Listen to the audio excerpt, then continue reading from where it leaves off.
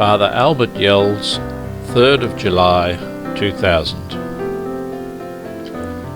I visited a crippled lady to hear her confession.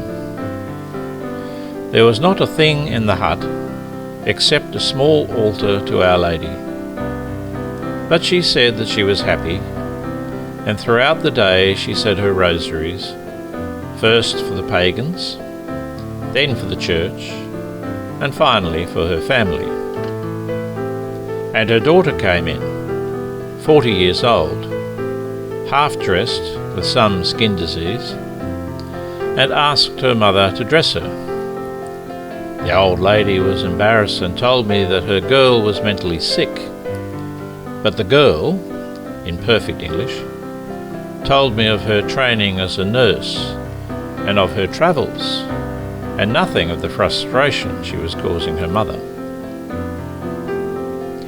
I baptised a baby who was dying in the hospital. The father had called me and the grandmother was trying to find transport to take the body in themselves. But the mother was sitting on the bed at the head, holding an adult-sized oxygen tube to the baby's nose, and each rise and fall of the little chest was due to that oxygen.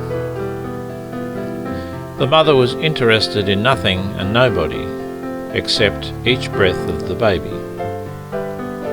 The nurse came and went and left her until the cylinder would be empty.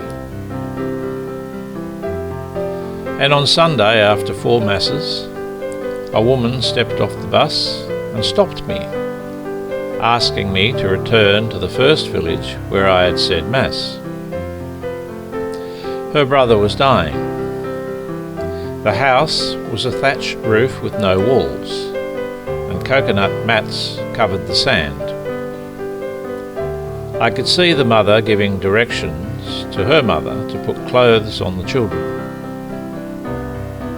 And when I entered, the young man was cold but conscious, and his pillow was the lap of his wife.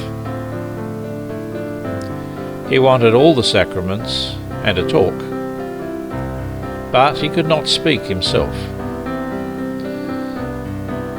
We talked of Our Lady helping him into heaven, and he smiled. He laughed at my problems to find the house, but every smile was the opening of his eyes to look into the eyes of his wife above him. She would sit there for the rest of the day and the night, needing nothing for herself, settling her husband's arms back into place when he was struggling, and not moving an inch for her own comfort. I thought of the hymn, "Where there is love, there is God."